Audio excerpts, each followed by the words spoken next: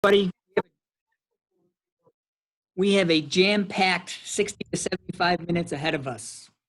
My name is Carmen. I'm the superintendent. We'll do some introductions in a few seconds here of the experts that are on this call, that are on this meeting. But first of all, I just want to thank you for taking an hour out of a Tuesday morning. For many of you, it might be a summer vacation. For some of you, you're zooming in from work. But we really do appreciate your willingness to participate and to either ask questions in the written form and just to be here to advocate for our district and for your children. It really does mean a lot to us. So without further ado, we are going to, we're going to start with the first slide, and I'm going to tell you how the next 60 to 75 minutes are going to go. So thanks, Aaron.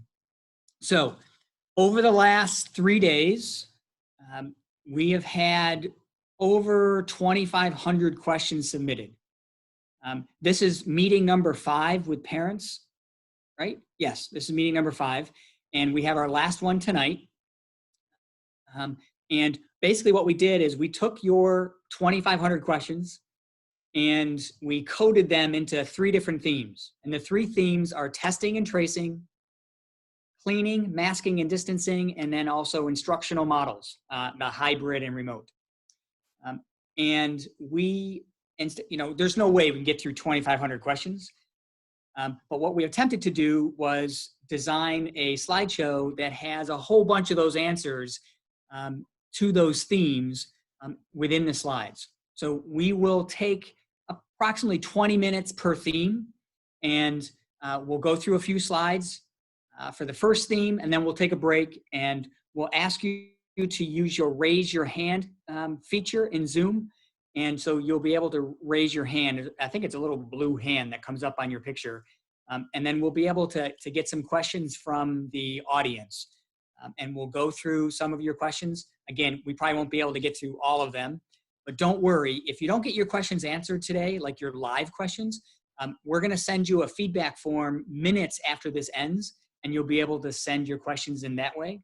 And we can answer them by FAQ, or by reaching out to you via email, or you can email me personally, and I'll get back to you within 24 hours. So those are our 3 themes. Now, our emergency response team, why are these questions really important? It's because our emergency response team, which has been meeting since the pandemic began in early March, your questions are really the fuel for our agendas. And they really do sort of shape our work for the district. So, and we meet on a weekly basis. And actually we have another meeting today at noon.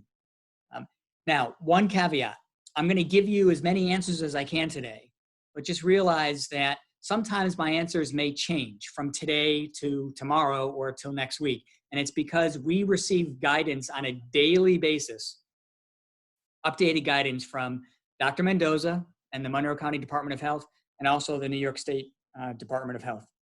And of course, our governor also likes to chime in when at least on a weekly basis. So we need to be able to respond to all of those changes. So sometimes my answers may change as well. And sometimes I don't have the answer, and I'll tell you that as well. So what are the guidelines for today's meeting? Well, we have 5, okay? So first, we're recording the meeting, and as soon as we're done, usually within about 6 hours, we'll post this recording to our website. So our first 4 sessions are already up on our website, on our COVID page. And as I mentioned before, we are going to get through as many of the questions that you all submitted as best we can over the next 60, 75 minutes. Raise the hand feature. So you don't actually have to raise your hand like this. There actually is a little button that you push for Zoom. And I know I may be insulting your intelligence, but sometimes people may not be really versed with Zoom, and they may not realize that raise the hand is actually a button that they push. Please stay on mute because the background noise sort of interferes as we're talking. And then the last one is probably the most important one. We are all sharing together this emotional roller coaster of stress, fatigue, anxiety, frustration, you name it. I'm sure we've all gone through it, and we're sort of doing it together. But we also all know that we're all trying our best. So either you're trying your best as a parent, as a teacher, as an employee, as a superintendent, we're all trying our best. Now, with that said, I also know that some of my answers you may not like, and sometimes when people ask a question or some of their opinions, you may not agree with either. However, we are all sort of in this together. We are definitely trying our best, and remember that kindness goes a long, long way. So, with that said, let's start with our with introductions. I'm Carmen. Brian Eenan is our deputy superintendent. Brian's on this meeting. For operations, we have two people. Brian Freeman is our chief financial officer, and Blaine Cunningham is our director of buildings and grounds. And you'll be hearing from them when we get into cleaning, safety, for cleaning and disinfection and ventilation. And from instruction, we have Colleen Armstrong. She is our student service guru, special ed expert. Erin Land is our director of elementary ed. She's running this meeting. She's moderating it. Human resources, Dave Swinson is on the call. In case any of you get inspired to want to work for the district, he is the person that you can reach out to. Building administration, we have two elementary principals. Laura Ballou from Clem North, Craig Bodensteiner from Plank North. Brian Powers is on this meeting from Willink Middle School, and Glenn Weedor is from Thomas High School. And then lastly, our technology gurus, Brian Zimmer and Joe Montemero, are also participating in this meeting. The three themes, we're going to start off with the last theme that you see, which is instructional models. So there are about 4 or 5 slides. We're going to talk a little bit about remote learning first. Okay, we're going to focus on remote learning in general, then focus on elementary remote and secondary remote. So remote in general, students will definitely have their devices from school, and we're also going to provide every family with an extra charging cord as well. Daily attendance, if your child's in 100% remote, just think of it as they're attending a remote school, and their attendance is definitely required. This is very different than in the spring when we had emergency learning. So their attendance is required. There's going to be assignments that are required. There will be grading. There will be report cards. They are in school. IEP programs and services definitely are offered. Start reading it because I don't know what I should not have pushed yes. I should have pushed no, and I knew it too. Hold on 1 second. There we go. Okay, got them. But IEP programs and services will be provided. IEPs are a legal document, and we are bound by all those services. And Ms. Armstrong will be talking about that in a few seconds. Students are going to opt in to this remote model for 1 semester at a time. So this goes from now through the end of January. And why do we do that? And it's because we are going to staff our remote team as well as our in-person team based on the numbers that we have of the families that are opting for the remote model. If all of a sudden remote students are coming back into the classroom, that could actually affect our 6-foot distancing rules, because if all of a sudden kids are coming back into the class and we haven't staffed for that, for the extra bodies, then we wouldn't be able to keep the 6 foot in place. And that is key for us. It is easier to go from hybrid to remote, right? And it's because remote learning doesn't have a 6-foot requirement, right? So it is easier to go from in-person to remote. That change can happen a little bit quicker. Although if your child has special services or any kind of services, sometimes it might be a little bit trickier for us to make that happen instantaneously. But again, it can happen a little bit more easily than from remote to in-person. So remote, you're opting in for 1 semester at a time. Ms. Armstrong, I'm going to have you talk a little bit about the IEP programs and services. Thanks, Carmen. We did get a lot of questions about, what will 100% remote look like if my student has an IEP and needs services? And it will look a little different than it did when we had our emergency learning in the spring. You're going to have a schedule, you'll have assigned teachers, and we will follow the IEP and provide those services. The other question that we get a lot of is, what about evaluations? In the spring, we were not able to hold those in person. We are able to do that now. So we will have your building team work with you to make sure that those get done in a timely manner. And then, each student's plan is going to look very different because they're individual education programs. So please reach out to your building teams if you have questions, or if not, you can always contact us up at Student Services and we'll help you and talk through what your child's plan might look like. Thanks, Colleen. So let's dive in a little bit and get into the weeds a bit with the elementary remote model. So at the elementary level, there will be your child, if they go remote, it's actually the same thing if they go hybrid. They will either be assigned an AM slot or a PM slot. And during these slots, they will have live time with a real teacher. That teacher will be from Webster. And they'll be with that teacher for basically a 2-hour block, right? Every day. So every day there will be a 2-hour remote block with their teacher. And there will be 3 parts to those 2 hours. There will be an ELA portion, a math portion, and a social emotional learning portion called SEL. That's sort of like the morning meeting. And again, that's where they're really going to begin to build those relationships and build those connections. The opposite half of their day is, for the most part, it's asynchronous. It's sort of like on demand. And they could be working on assignments from the teacher. They could be working on a reading assignment, typing. We're going to have typing available. Raz Kids, Mystery Science. There will also be art and music available.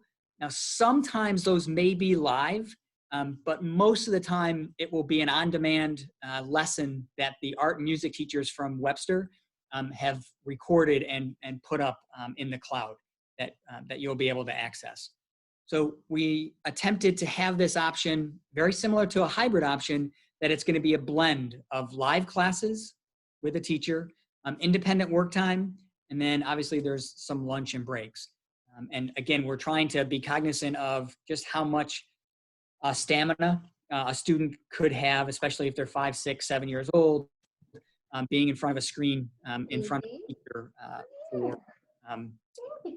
for the day. Thank you. So that's elementary. Now, what does a secondary remote option look like? Now, this is a wee bit different here. And so every 6th through 12th grader in Webster is going to receive a schedule. It's an 8-period traditional schedule. It's very similar to the 8-period schedules that most of us went to high school with, right? So every student, grades 6 through 12, gets an 8-period schedule. Now, if you're remote, you will basically meet depending on the calendar day. So if the calendar day is an odd day, like September 13th, September 15th, September 21st, whatever. If it's an odd calendar day, you are going to Zoom in, or actually Google Meet in, live with your odd period teachers.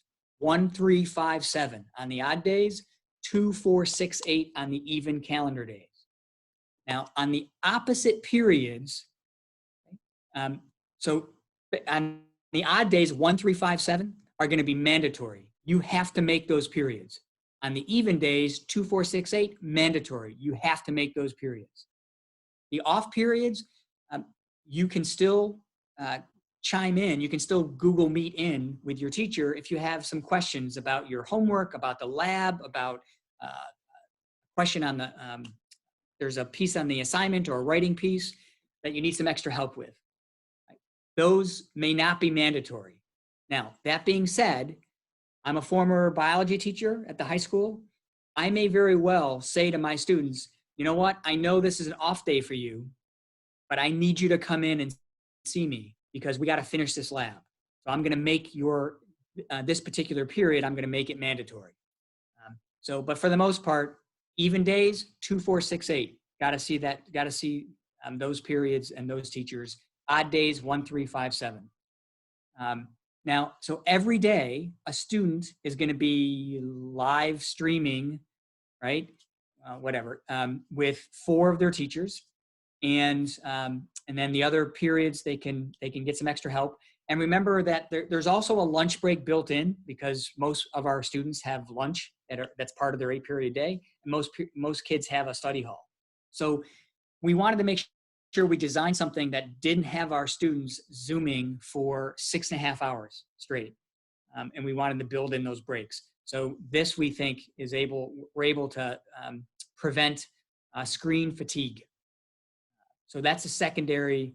That's the general overview of a secondary. Now for remote. Now let's go to in-person.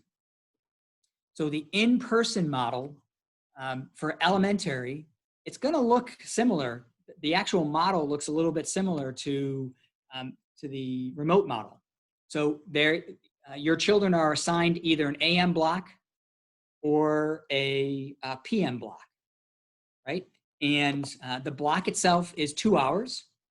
And again, 3 periods to those 2 hours: ELA, math, and social emotional learning, or a morning meeting. So first of all, I know one of the biggest questions we got was when this first came out was, why is it only 2 hours long? That's not a half a day. And you're right, it's not a half a day. Our half days are typically 2.5 hours. That's the way it's always been, 2.5 hours. And, but we know at the very beginning of the school year, according to the survey that many of you filled out, actually almost 6,000 of you filled out, 44% of our families are providing transportation themselves for their children. So we know at the elementary level, we're going to have to extend, and probably at the secondary level too, but we're going to have to especially extend the arrival and dismissal times for the elementary. So that's why it's not 2.5 hours, but we do think that we have this really cool app that we're going to be using, that we do think that after the first few weeks, we'll be able to get closer and closer to like 2 hours and 10 minutes, 2 hours and 15, 2 hours and 20. I'm not sure if we'll get to 2:30, but after a few weeks, that 2 hours will hopefully be extended. So now what do the kids do during the opposite halves of their day? Again, similar to the remote model, they'll have some on-demand things that they can pull down from the cloud: typing, reading, assignments from the teacher, Raz Kids for reading, mystery science. We do expect our art and music specials to be virtual this year for our in-person learning model. So there will be synchronous live art and music lessons during the opposite blocks for your children. And don't worry if they can't make that live session, because it'll be recorded and you'll be able to pull it down from the cloud at a time that's convenient for you. PE will be offered live. It will be in person, probably 1 day a week, probably for about 20, 25 minutes. Okay? Again, we're looking for a blend of in-person live time and the independent work time as well. Now, why did we go with every day for a half day? The number one piece that we heard from teachers was that, and from many parents, was that they really wanted to make sure that their children or that their students began to get into a routine and a schedule and began to have daily contact with their teacher in order to build those relationships. So that's why we went to Monday through Friday. Secondary level. So as you know, many of you have secondary students. Last week you found out your cohorts. So our students will be in person all day long, 2 days a week, either Monday, Thursday, or Tuesday, Friday. And then Wednesdays will be remote. So they're going to have all 8 of their classes on Wednesdays. There'll be mini classes of 25 minutes. So they'll be in person for all 8 periods on Monday, Thursday, or Tuesday, Friday. And then on Wednesdays, they will chime in with their teacher, and it'll be mandatory, and they'll have a mini class for approximately 25 minutes. why did we choose Monday, Thursday, Tuesday, Friday? Our goal was to not have more than really 48 to 72 hours in between a time that a student sees their teacher. So this Monday, Thursday with a Wednesday remote, or Tuesday, Friday with a Wednesday remote, the students are basically, I mean, they're not going more than really 48 hours without seeing the eyes of their teachers. So that's why we chose that. So the 2 days that the students are totally remote and totally independent, they're still learning things. They're still, I mean, they're doing independent work. They're working on assignments. They're pulling down videos. They're pulling down on-demand modules that the teachers are designing. So there is still learning going on. I know it's not in person. I know it's not, you know, like remote and zooming in, but they're still able to still work on assignments at that time. So that's the secondary piece. I wanted to show you the secondary calendar, or the secondary schedule. On the left-hand side, that's the high school schedule, and the middle school schedule is next to it. So you can see that they both start at 8:45. They end at 3:15. The periods are between 40 and 44 minutes long. Remember, kids are going to get lunch in there. They're going to have their study hall as well. And on their 2 days that they're in person, they're just following that schedule, that traditional 8-period schedule. On the right-hand side is the Wednesday remote schedule, and you can see that they start zooming in at 11 o'clock, and they go until 2:55, and each class is 25 minutes long. So I'm going to end there. That's our first theme. That's the instructional model theme. So now we're going to take questions from you. So use the raise your hand feature and raise your hand, and we'll get through as many questions as we can. We'll probably take about 10 minutes. The first question is from Phil. Hi, Phil. Hey guys, this is Phil Piepko. I got a question about middle schoolers who will be taking high school math or science. How is that supposed to work? Are they taking high school math or science at the middle school? Or are they taking high school math or science at the high school? I was hoping you could answer that for me. Okay. The only reason I'm asking that is because sometimes it can be held both ways. But Mr. Powers, as I think is on the line, or I think is in this meeting. Powers, can you help us with that one? Or Mr. Weedle, Yeah. the answer this is to. Go ahead, Mr. Powers. Absolutely. Thanks, Carmen. And it's a great question. We have our 8th graders who are in accelerated math and science do take those Regents courses, and they will take them in the building. And we've built in the same extended time. So we actually offer a little additional time in our traditional schedule, and we have incorporated that into our new schedule as well, so that they'll be getting the same amount of seat time as their high school peers. If your question is to the very small number of students who are what we might call double accelerated, so an 8th grader who's taking, we do have a handful of 8th graders who are taking geometry, and that is still scheduled to take place first period at Thomas High School.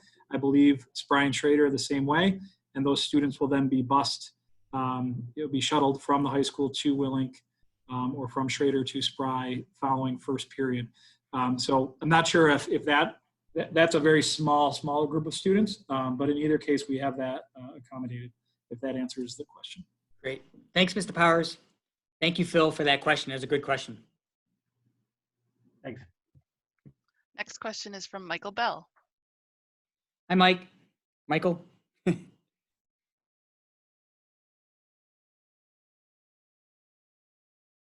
Hi, how are you? Good. I was just all consist of.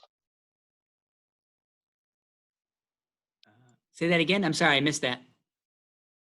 Sorry, you said they were going to be taking classes in elementary on social and emotional learning.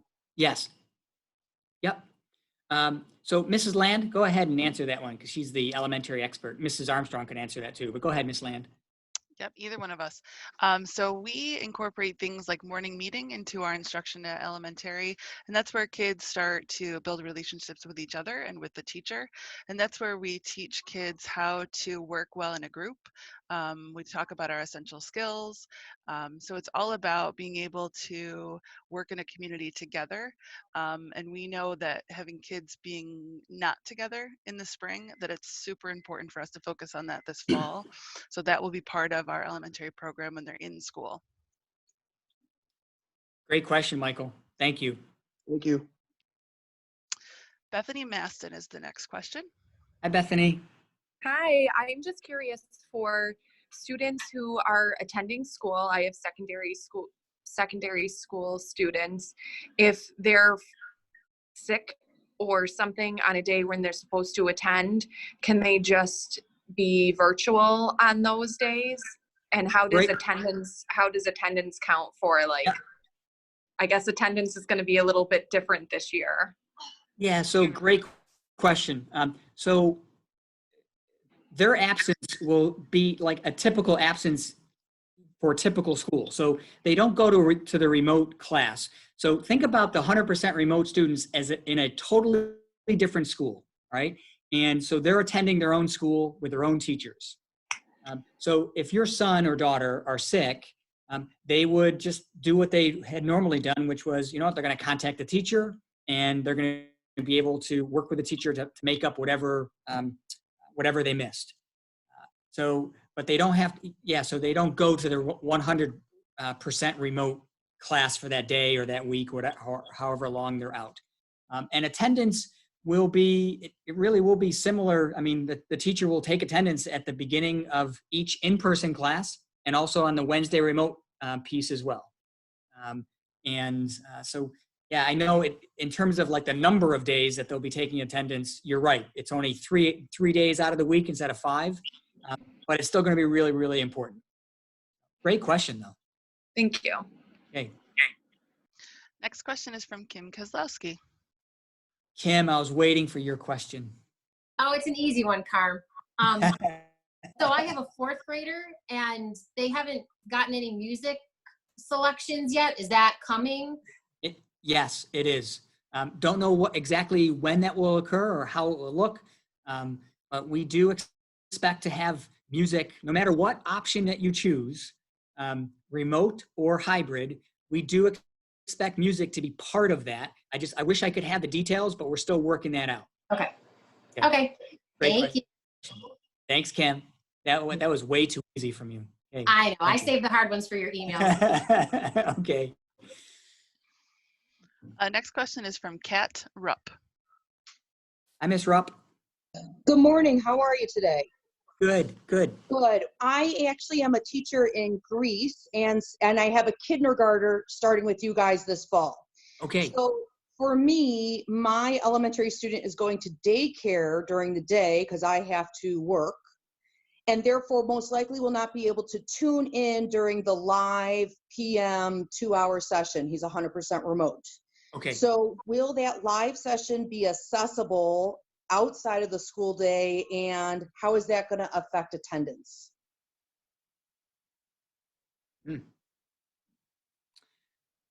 Wow, that's a great question. Thank you. I come with a lot of them. I'm on both ends of this issue. So, Kat, I don't have an answer for you just yet, because And that's okay. Yeah, the whole attendance piece is really interesting, because basically what you're going to end up doing is you're in essence you're doing homeschooling.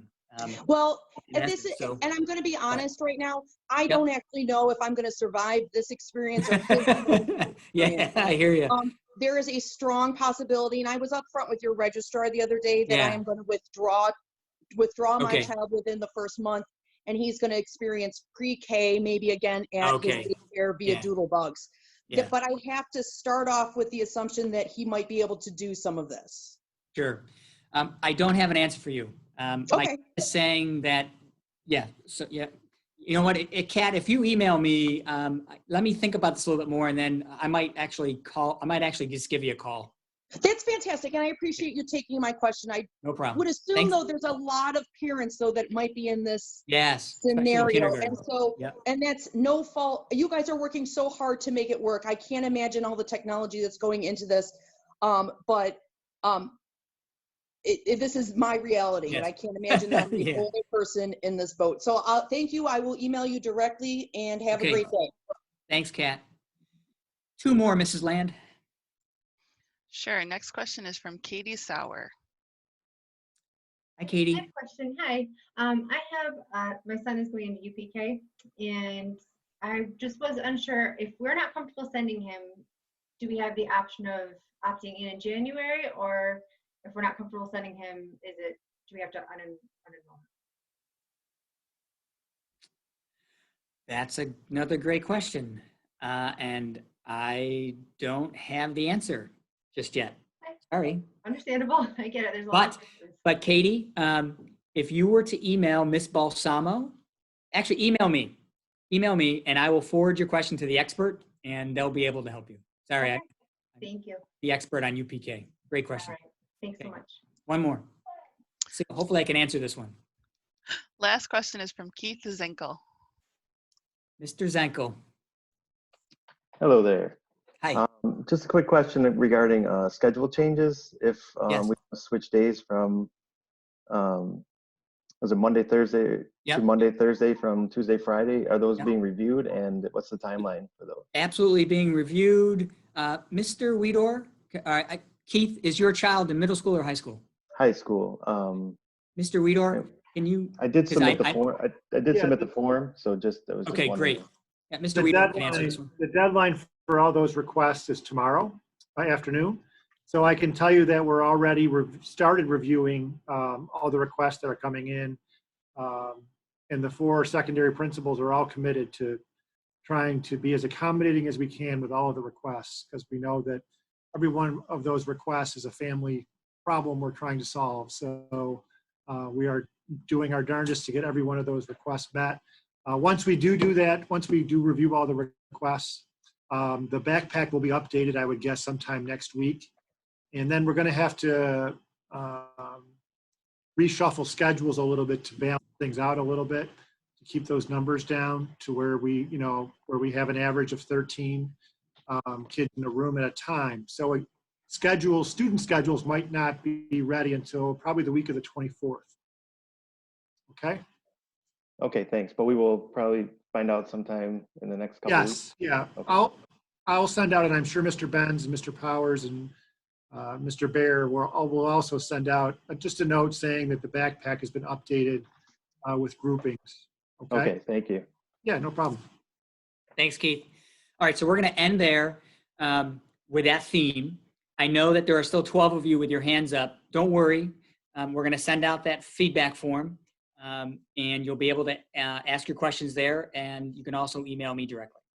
So the second theme is testing, screening, contact tracing, and this is where the number one question from parents came from. And the number one question is, what happens if there's a positive test? Now, there's a lot that goes into the answer to that, and there's a lot that leads up to it. So we're not going to get to that question until the second slide. But first, let's start with what happens as when a child wakes up in the morning, and then let's get them into school, and then we'll sort of talk about that positive test once they're in school. So every child and every employee will have to complete a health screen at home, including the temperature check, before coming to school. And we are going to give an app to everybody. Everyone's going to have an app, every parent, every family, and they're going to fill out the screen for each one of their children and then submit their screen. Now we'll know which students, because if you're like me, I'm a horrible father and I always forget to do stuff for my daughters. But we'll know that at the school, they'll know which students didn't have the screening for that day, and we'll be able to scan their temperature. We just can't scan the temperature of all 8,400 of our kids every day. but we can certainly do spot checks for those that have forgotten. So the next big questions were, is testing mandatory, and will schools do any testing? Right now, testing is not mandatory. And it's because basically we don't have enough reagents we don't have enough stuff to test, all the parts. And, as a nation, as a region, as a state. So, and CDC and our departments of health all say the same thing. We don't want everyone to be tested because we don't have the materials. So we only want the people who we need to test, which are symptomatic people who have been exposed, may not be symptomatic yet, and people who are about to undergo any kind of surgery or medical procedures. And also those within some pretty vulnerable populations like in nursing homes. Right now, testing is not mandatory. Could that change by September 10th? Yep, it might. I don't expect it to, but it could. Will schools do any testing? I don't ever see this. I don't ever see our schools being a place where the kids are going to get tested.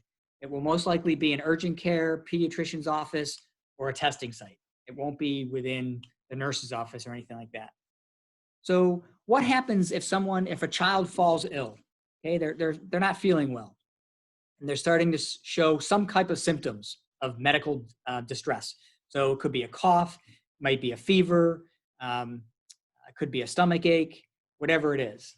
So the first thing that'll happen is the teacher would call down to the nurse. The nurse would really do a triage, and they would do that triage over the phone, and they would. And the nurse would then say, okay, you know what, send them down, send the child down. The child really goes into an isolation area, a supervised illness room, and they're examined. And depending on the symptoms, most likely the parents are going to be notified. And I say most likely, and it's because of my experience as an elementary school principal. There are certain students that always have symptoms. And you sort of get to know those symptoms as a school personnel, or if they're coming in from recess, if they end up having recess during the 2 hours, and they're hot and sweaty and they're coughing, and their stomach hurts, typically it's because they were having too much fun during recess. But let's just assume that the symptoms are real, and that the parents are notified. Parents would come by, transport their child home, and then they would call their pediatrician. Now, at that point, the pediatrician would work either over the phone, or maybe they'd get them in that day. Most likely, I don't know if they would, but the pediatricians are really working together in our area to try to come up with a flow chart that all of them can follow. But the pediatrician at that point would say, you know what, stay home until the cough goes away, or you know what, it sounds like these are 2 or 3 of the most common symptoms of COVID. Why don't you come in for a test? So, but they're the ones determining if a test is needed. Okay? We don't, as a school district, we can't mandate a test. Okay? That's not our prerogative. We don't do that. The parents are really the ones that approve it, and the pediatrician is the one that recommends that. So let's assume that a test was given, and we'll transition to the next slide, and then let's go to, all right, someone tests positive. So now what happens? I'm focusing on a child here, but it could also be a parent. It could also be a teacher or a principal or a superintendent or whatever it's going to be. Once there's a positive test, DOH is notified. Department of Health then calls us, probably within the hour, and no matter what time it is. I mean, it doesn't have to be during school hours. It could be any time, literally up until probably 10 or 11 o'clock at night. They're the lead agency. They set up the contact tracing. We assist them with that because we let them know, here are the children that this child was with. Here's the teacher. Here are the other adults that might have been in the room providing services. But they determine the contact tracing, and then they determine the length of isolation and the length of quarantine. It's really the same thing.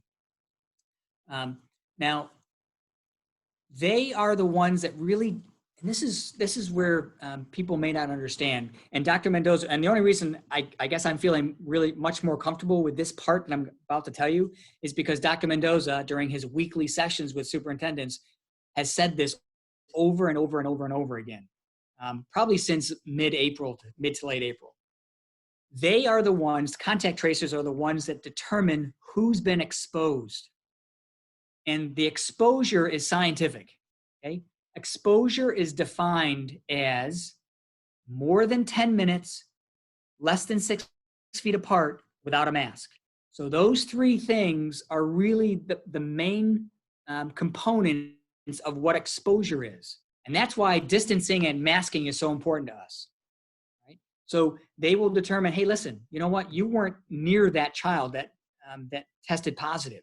You were in the next room. You were just in the hallway, but you just passed them and everyone had their mask on. So you're not considered to be exposed. But the family members of that positive test, of the positive tester, they're probably exposed because you're not wearing masks in your home. So most likely the contact tracers are going to say, yeah, you know what? Your child tested positive. Mom and dad, you're quarantined. Siblings, you're quarantined as well. Okay? Unless there's a sibling off at college, and then obviously they haven't been exposed. So once all this is happening and they determine who needs to be quarantined, who needs to be isolated, then they begin to notify. And they notify publicly, they'll say there was a case at Thomas High School. There was a case at Spry Middle School. They never name names, obviously. There's privacy, there's the HIPAA laws, whatever it's going to be. And then we would sort of follow up with that notification as well. Okay? We would be able to reach out to all of our families and say, listen, we had a positive test at blank. But again, that's that process that we'll be following. The other questions that you've asked there are three other ones, or actually there are really just two. The first one is, what's going to shut us down, okay, completely? So all hybrid goes to remote. So all of our students are on remote learning. There are two scenarios that can shut us down. One is if our infection rate goes up to 9%, okay? Not just Webster's infection rate, it's the region's infection rate, Finger Lakes region. If that goes up to 9%, according to Governor Cuomo, we are automatically, as a region, all going remote. Okay? So that's scenario one. And I have no call in that. The second scenario that can shut us down, I do have a call in this. So instead of calling a snow day, I would call a remote instruction day, a COVID day. And this is what can shut us down is absenteeism among faculty and bus drivers. Now, they may not be sick with COVID, but they just might be sick. They might have a cold. They might have bronchitis. They might have whatever it is. And so, for example, I always get sick at the end of September because the kids have been back for 4 weeks. I've been around the kids for 4 weeks or so, and I always get sick. And I know that because October 1st is my wedding anniversary, and I have not been healthy for one wedding anniversary in 32 years because I've been a teacher for that long. So normally I would just work my way through it, but I won't be doing that this year. And many teachers and bus drivers won't be doing that either. They're going to stay home until they're symptom-free. So if we have a high absentee rate, that can shut us down. It may not shut us down for months, but it can shut us down for a week. Okay? So the last question, and then we're gonna transition to your questions with your raise the hand. The last question that people have asked is, when do we get back to normal? When do we go back to full in-person, 100% kids, Monday through Friday? All right. The one thing that has to happen for us to get back to normal is that the 6-foot rule has to go away. Okay, the 6-foot distancing rule has to go away, and then we can bring all of our kids back. So what makes the 6-foot rule go away? Two things. One, our infection rate goes down to 0, like New Zealand, even though they had a case yesterday. But it goes down to 0, and then we don't need the 6-foot rule, and we can get back to normal. Do I expect our infection rate to go back to 0? No, I don't. that's just the science of viruses and infection. What else can get rid of the 6-foot rule? Well, the vaccine. So if we get a vaccine and most of us get vaccinated, I think the magic number is 80%, then the 6-foot rule, for the most part, would go away, and then we can come back to school. Vaccine could be available by Thanksgiving, Christmas. It should be released by that point. That's what all the signs are pointing to. And then we just have to get the doses distributed. That may take months. So bottom line, and this is where I become the least popular person in this meeting. Do I expect us to get back to normal 100% this school year? The answer is no, I don't. We're going to start off as hybrid, and I do expect us to finish with hybrid. And the reason is I don't think we can all get vaccinated by June. Even though the vaccine will be available, I just don't know if the distribution will be efficient enough for us to all do that. So expect this year to be that bridge year.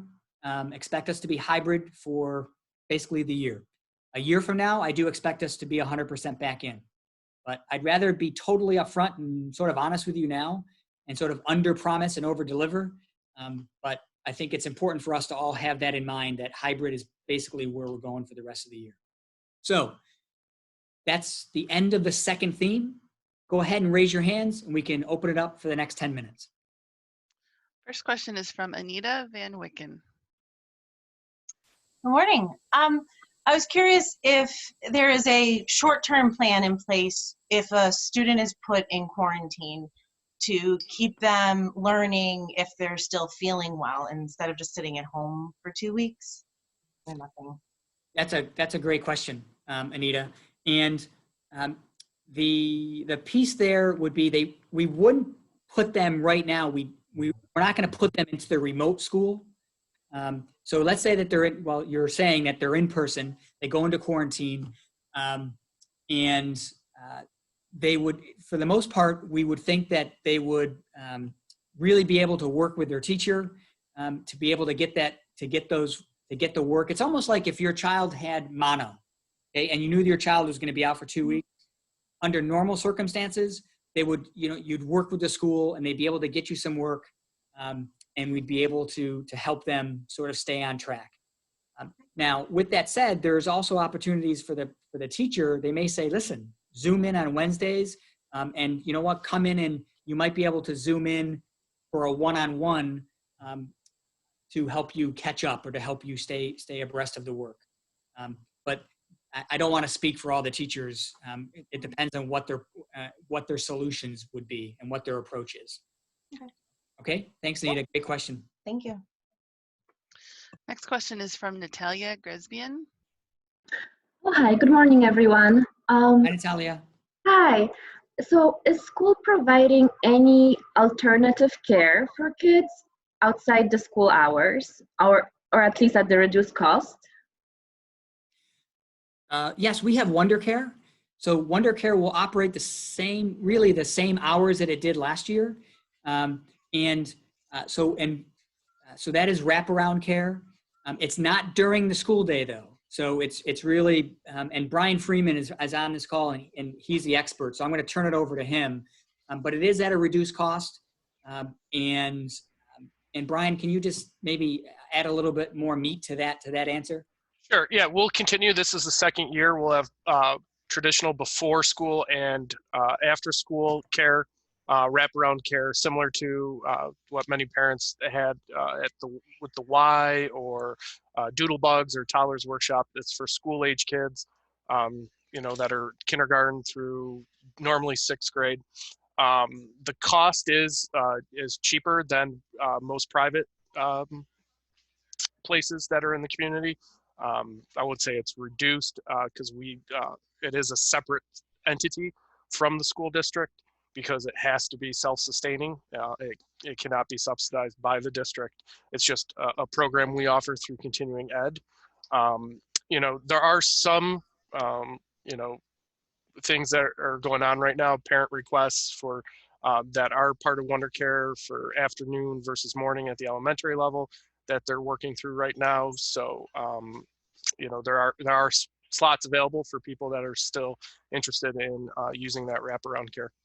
So Brian, when it comes to hours, let's say my child would be going to school from 8 till 10 or 10:30, and then the care would be available from 10:30 until 4 p.m.? No, the care would start at 2:15. We're not able under our state charter right now. We would need to get a sign off on the state to be able to offer childcare during that, in essence, 10:30 to 2:30 time frame. We can only offer it from 2:30 beyond till traditional 6 o'clock for wraparound care. Great. Okay. Thank you, Natalia. Thank you. Aaron, before you ask the next question, for the mom that asked about UPK, I just got an answer in live time here. So we are not offering a 100% remote option for UPK. We are not doing that. But we're also not forcing parents to decline a spot for UPK at this point until further information. So anyway, I can't remember the mom's name that reached out, but you can email me and I'll give you some more details as well. So go ahead, Aaron, let's do the next question. Sure, the next question comes from Kathy Sahenko. Hi, Kathy. Good morning. I'm curious about attendance, the overall numbers with the attendance and absences. Like if we're gonna try to keep our kids home a little more frequently because they're not feeling well, or if there's a quarantine situation, is there like a limited number that they're allowed for the year, or how are we handling that? No worries there. There's there's a lot of flexibility, especially around quarantine. So we all understand that attendance is going to be something that probably won't be as strong as in typical years, but that's okay because it's keeping all of us healthy and it's keeping school open. Great question. Thank you. Next question is from Greg Smalter. Hi, Greg. Thank you. So Fairport and Pittsford and Webster and the other districts regionally have all put a lot of thought and care into their plans, but they are different. How much do you think each of the districts are going to observe the others and see, oh, this is working better and this is working worse, and let's sort of converge on what we all agree works the best as the year goes on? Or are you guys committed to these plans for the entire school year? Are you gonna, if you're gonna reevaluate, is it gonna be a 3 months or 6 months? Obviously, things could come down from the CDC or the state, which immediately change things, and nobody can foresee that. But just in terms of knowing what you know now, like, are you going to make incremental improvements based on what looks like it's working better? So incremental improvements, yes. Wholesale changes to schedule, no. It's just way too hard to switch the schedule, especially around for daycare purposes as well. Well, that's why I'm asking. It's helpful to know that whatever I establish for mornings for my kids is going to not get turned upside down in 3 months. Nope. So that's helpful. Correct. It won't get turned upside down. Okay. Okay. Great question. Thanks, Greg. Two more, Aaron. Sure. The next question is from Nevin Stutzman. Hi, Nevin.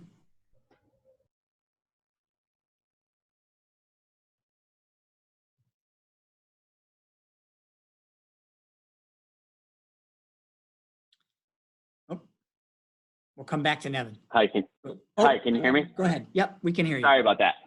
I was just wondering if you could shed some light or provide any information regarding lunch or food provided for the students.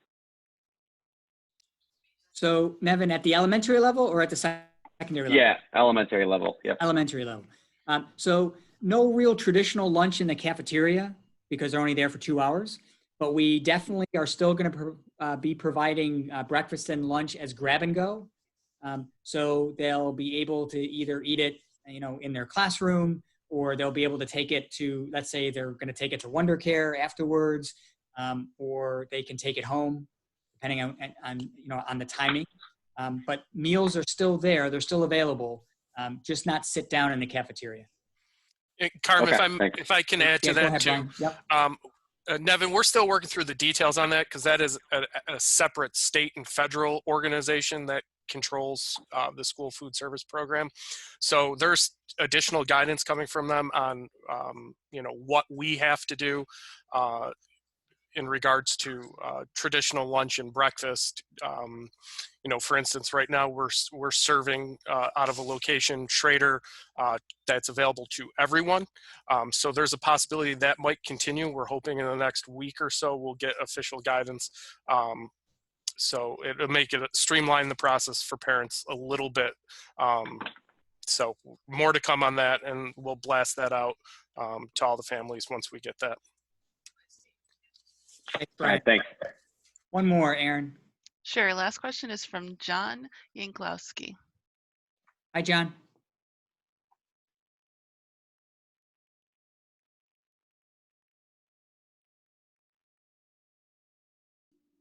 Hello, good morning. Good morning. I was just wondering, I have two kids at Clem South, and we both work, and I was just wondering if there would be busing to and from the school or the daycare centers. Yes, absolutely. Okay, cool. Thank you. You bet. Okay. All right. Thanks. Thanks, everyone. Remember, don't worry if we didn't recognize your hand. You're still going to be able to get your questions answered. So let's go to our last theme: cleaning, distancing, masking.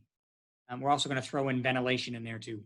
So we're going to look at this through 3 different lenses, I think, right? Yeah, on the bus, in an elementary classroom, and in a secondary classroom. So let's start with the bus. So on the bus, we will have, I know it says 50%, most likely it'll be closer to 25 or 30% capacity. And again, it's because if you think about it, we're only transporting at most half our kids anyway, because we're on a hybrid. And then nearly half of you are saying that you're transporting your kids to and from school. As of this morning, it was 44%. So that is a lot of kids not on a bus, which is awesome because it allows us to have 1 child per seat. Siblings can sit together, 6 feet apart. We can get the high contact areas in between the runs, wipe them down, and intentionally clean the bus at the end of the day. You can send your child on the bus with your own sanitizer. That's fine. The district has its own supply from the state. That doesn't go onto the bus for a variety of reasons. Many of you have asked about plexiglass. Can we put plexiglass barriers up? We can't use plexiglass because it's flammable. So no plexiglass at all on our campuses or on our buses. Okay? So that's busing. Now, what is it going to look like in an elementary classroom? So the elementary classroom will most likely have around 8 to 13 kids. I think 13 might be a teeny bit high, but whatever. Okay, so 8 to 13. Remember, they're only there for 2 hours. I would fully expect them to have their masks on the entire 2 hours. Unless there is an opportunity, maybe, if they were outside and they were reading under a tree somewhere and they're all 8 feet apart or 9 feet apart, and the teacher says, listen, you're going to stay right there, you're going to read your book, and you can take your mask off for a few minutes. But for the most part, I'm gonna bet that, yep, it's 2 hours, your mask is on. And your mask is on in the bus, your mask is on in the hallway. So just know that going in. The high contact areas in the building are going to be hit multiple times throughout the day, hit with disinfectant. And in between the AM and the PM sessions, we're going to be able to do really all hands on deck to get into the classrooms and wipe everything down. So, and when I say all hands on deck, all of us are going to get trained. So myself, Mr. Freeman, Miss Land, Mr. Neenan, all of us are going to get trained, aides, TAs, office assistants, you name it. We're all going to get trained and we're all going to help. So the products that we're going to use are hydrogen peroxide based. And I'm going to have Mr. Cunningham, who's our director of buildings and grounds. He's the expert on this product. And we'll just give you a brief introduction to why this product is so good and so safe. Go ahead, Blaine. Thanks, Carm. Glad to report that before this pandemic started, the district had a product from Diversity called Oxivir TB. This product was primarily used in our bloodborne pathogens program. So feel confident that our staff is highly trained on this. This is a chemical that or disinfectant that we've been using for several years now. The CDC has, it does have a CDC claim for COVID kill, and that is a 1-minute kill claim. So the turnaround on that is one of the best in the market. Probably the best thing about this product, though, is that on the MSDS sheet, the HMIS on this, which is basically the exposure for the people using it and around, is a 0. In terms of safety, it's one of the safest products on the market, and once again, it has a very fast 1-minute contact kill. Great.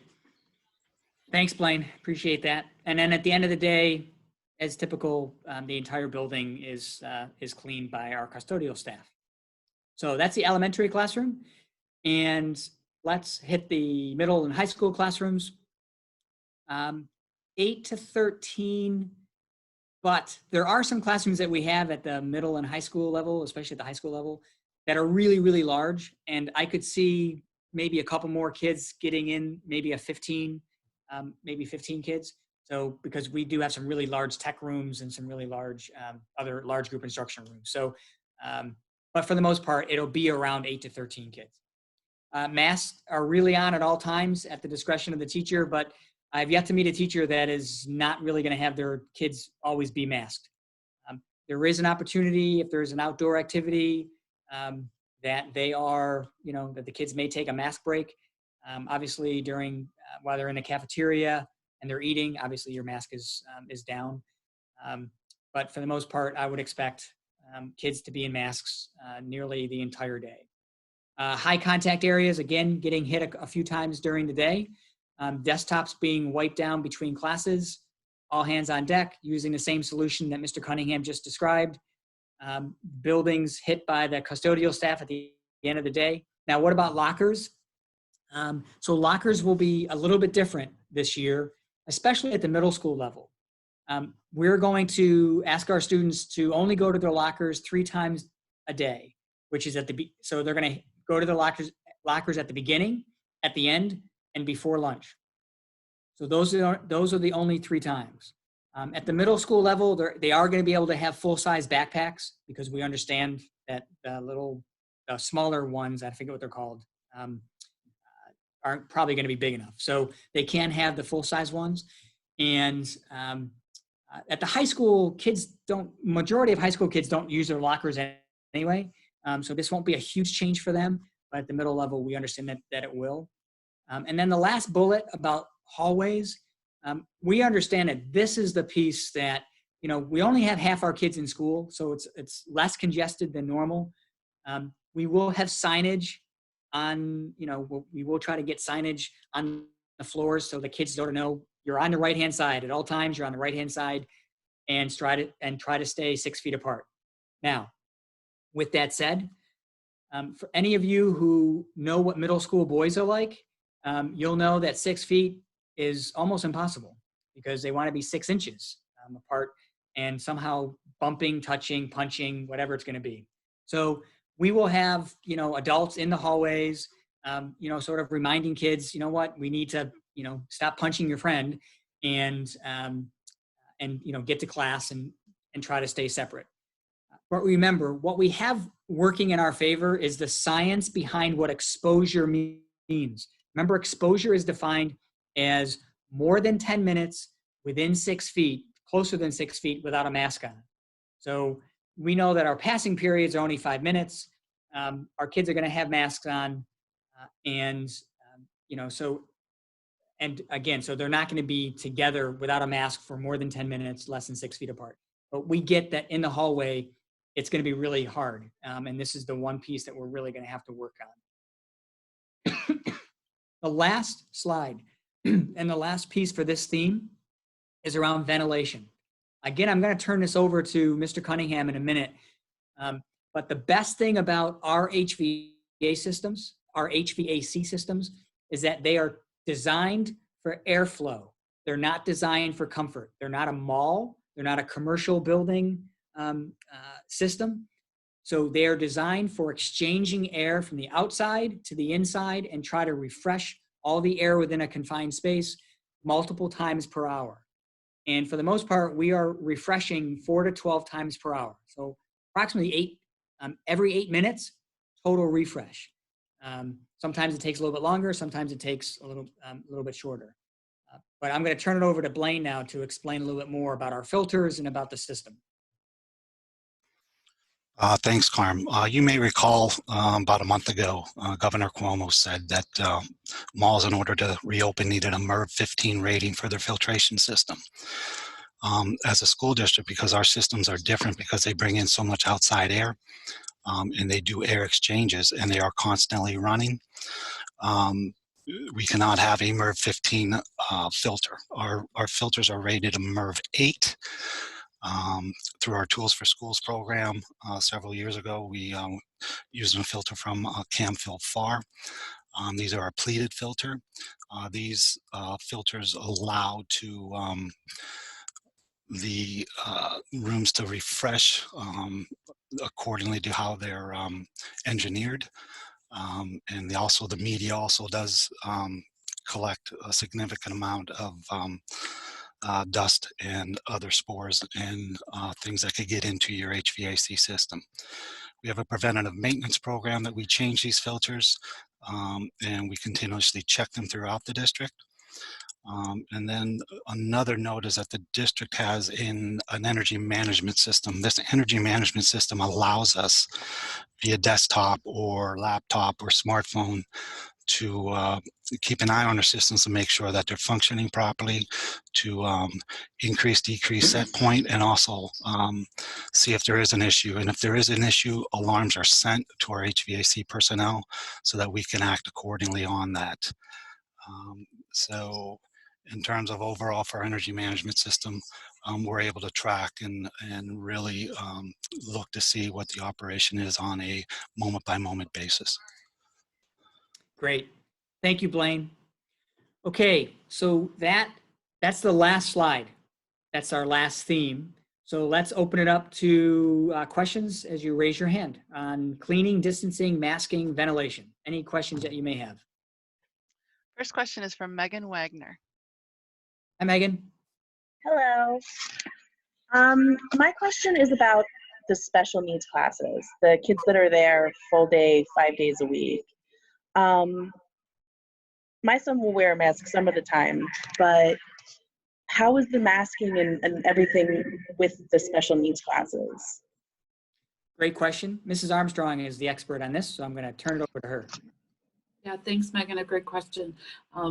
We have our behavior specialists that will be working with you guys as a family and with our teachers and our students to build that capacity for our students. And we know that that's something we're going to need to continue to reinforce and build their stamina and work with them to get there. But we've had some experience with some different summer camps over the summer, and we know we can get our kids there. Okay. Great. Thanks, Megan. Next question is from Kristen Abbott. Hello. Yeah, I just have a question. Are students, more specifically kindergartners and elementary, going to be able to carry their own hand sanitizer? 1, and 2, will they be able to bring a backpack? Both. Right, Ms. Land? I mean, the sanitizer is easy, and the backpack, I've seen kindergartners wear backpacks for years, so you're all good. Both answers are easy. Okay, thank you very much. You're welcome. Whoops, you're on mute, Aaron. Next question is from Jack Young. Okay, hi, Jack. Hi, this is Julie. Jack's Oh, wife. hi, Julie. I have a question about busing. I have 2 students that attend DeWitt, and they're going to be riding the buses, but my daughter attends a private school, and I filled out the form in April for that, but I just wondering if Webster is still going to provide transportation to the private schools. Yes, absolutely. Okay, thank you. Okay, you bet, Julie. Next question is from Lisa Nick.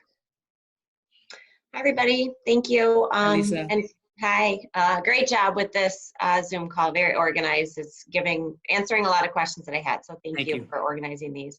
I just wanted to confirm something that I think I heard you say for the middle school kids, that they will be changing classes throughout the day and that there will be a regular lunch period. So we should plan for that. Is that correct? Yes. Yes. Yes. Okay. Great. Thanks. Okay. Thank you. Next question is from Jamie Rydell. Jamie. Hi. Hi. Just a quick question about, because I have a child who loves binders to keep himself organized. Yes. And he's one of the few, I think, that uses his locker. So just trying to organize this in my own mind. Is that something that teachers will be preparing for, to maybe not have the kids have that stuff on, to have to bring to class on their lists? Yes, I know they're talking about it now. And I think there's going to be some flexibility there as well. So yeah, no worries. Take that off the anxiety meter.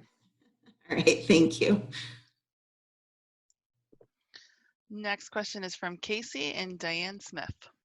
Hey. Hi, we have a senior who is super excited about a early or late arrival. Is that going to be honored? Yes, yes. Late arrival and early dismissal are actually, and Mr. Weedor can actually talk about this, because we are going to try to compress, I think, the best we can, the schedules for seniors, so they can get in and get out ASAP. I know that sounds like a horrible thing for a superintendent to say, but for this year, that actually may not be a bad thing. And Mr. Weedor, I'm not sure if you want to just chime in. Yeah, I would just add that, if you're pulled down Publishers Parkway right before school, the traffic problems we've had in the past. And this year, with more students opting to not take the bus, I would anticipate traffic being worse. So we are actually going to be extending, we're actually hoping that some kids do have late arrival and early release to alleviate that traffic. I'll be happy to hear that. Thanks so much. You bet. Thank you. Two more, Mrs. Land. Sure. Next question is from Michael Spieth.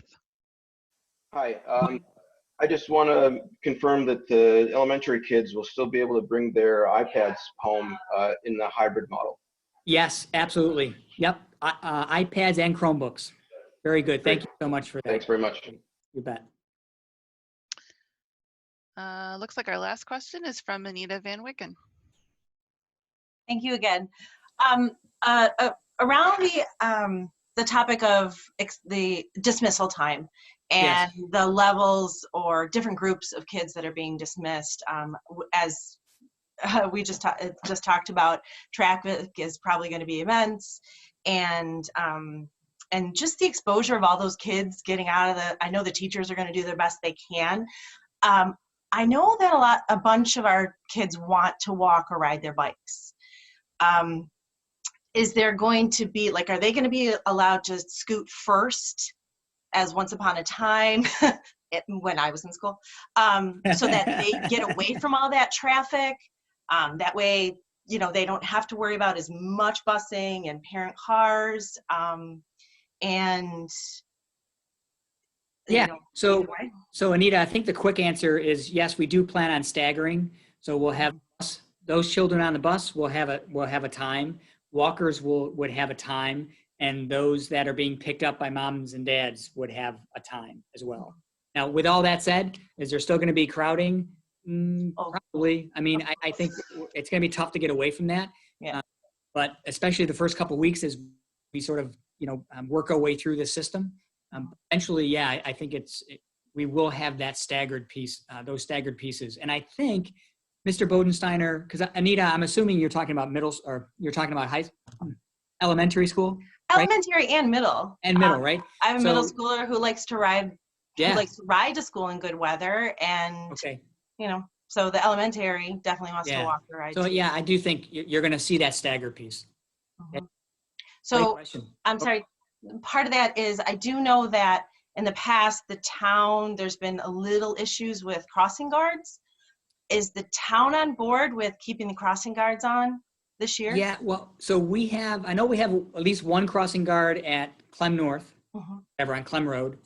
Do we have another crossing guard somewhere? I don't know of any other area. But yeah, they would be, you know, that's something for, I know that they're, you know, they're not removing whatever crossing guards we had last year. They're still on board for this year. Great. Okay. Great. Thank you. Thank All you. right, everybody. It is 11:15, 75 minutes. And I'm cognizant of your time. I just want to say again, if you didn't get your questions answered, don't worry. Feedback form, email me. And lastly, first of all, thank you for taking 75 minutes out of Tuesday morning. And also, I just want to make sure I express just how grateful I am that all of you have been so supportive, flexible, patient, even though that you're frustrated and anxious and stressed. It just goes such a long way to help our community and to help our, you know, all of the Webster school, the teachers and the staff and me as a superintendent. It's just very nice to know that we sort of have each other's backs, even when we disagree. But again, just very grateful for all that you do, for all the advocacy that you're doing for your kids and for our community. And again, thank you and have a great afternoon. Take care.